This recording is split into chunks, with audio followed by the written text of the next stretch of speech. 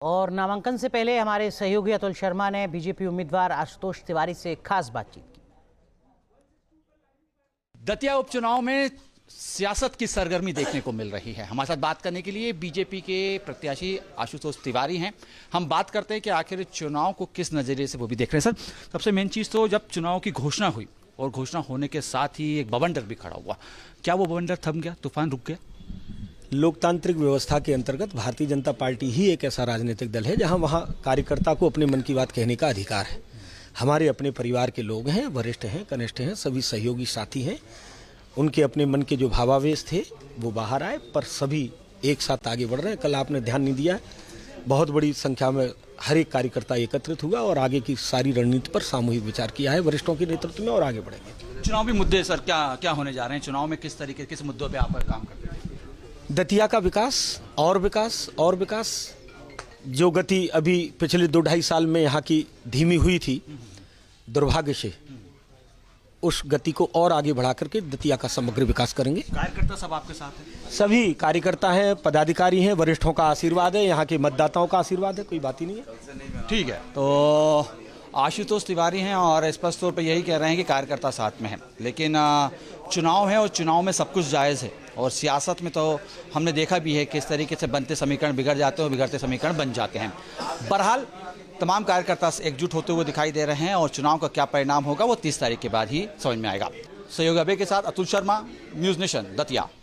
सीधा रुख कर रहे हैं दतिया का हमारे सहयोगी अतुल शर्मा, जिनकी रिपोर्ट अभी आप देख रहे थे, वो हमारे साथ जुड़ चुके हैं। अतुल, नरोत्तम मिश्रा मंच पर भावुक हो रहे हैं, भरोसा दिला रहे हैं कि घर जाऊंगा वोट मांगने। क्या वाकई ऐसा है, स्थितियां सामान्य हो गई हैं, या जैसा अमूमन सियासत में दिखता है कि कहा कुछ जाता है किया कुछ जाता है, वैसा अभी कहीं दिख रहा है?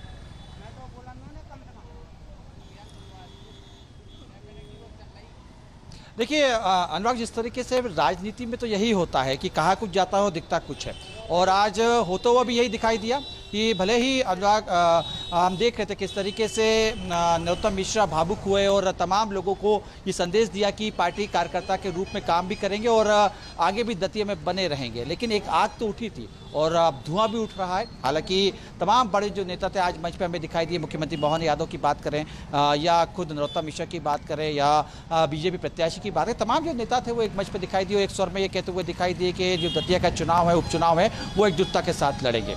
लेकिन देखिए इस बात की टीस भी है, क्योंकि जब मंच पे नरोत्तम मिश्रा भावुक हुए आखिरी में, तो इस बात को समझ में आ रहा था कि उन्हें अभी भी इस बात का दुख है कि दतिया जिसको अपना गढ़ कहते थे, वो किला जो जिसको अपना गढ़ कहते थे, वो पूरी तरीके से ढह चुका है और अब उस किले पे कोई दूसरा बीजेपी का नेता राज करेगा। हालांकि चुनाव के परिणाम क्या होंगे वो कुछ दिन का इंतजार के बाद होगा, लेकिन इस बात से इनकार नहीं किया जाता कि जो एक उठापटक थी वो आज भी हमें देखने को मिल रही है। हालांकि ऊँट किस करवट बैठेगा, कार्यकर्ता क्या वाकई नरोत्तम मिश्रा के कहने पर पार्टी के लिए काम करते हुए दिखाई देंगे, ये तो काफी दिलचस्प होगा। लेकिन ये भी कह सकते हैं कि एक बड़ा पेच इस समय बीजेपी के लिए फंसा हुआ है। और अब आने वाले दिनों में क्या वाकई जो एक डैमेज था, डैमेज कितना लड़ाई है वो बीजेपी बनाम कांग्रेस से कहीं ज्यादा बीजेपी बनाम बीजेपी है, खासकर नरोत्तम मिश्रा के इर्द गिर्द।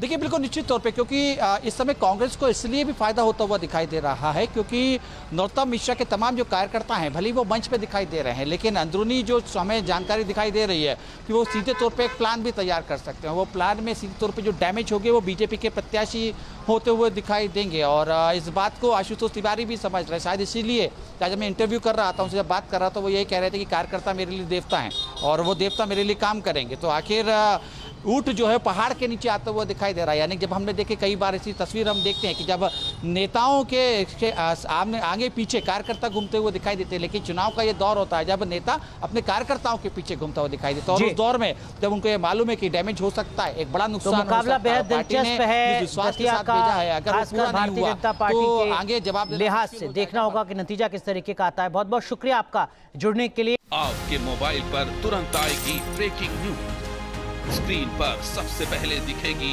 बड़ी खबर, देश दुनिया की हर खबर एक जगह। अब आपके मोबाइल पर तुरंत फटाफट इंस्टॉल कीजिए न्यूज़ नेशन ऐप और रखिए खुद को अपडेट।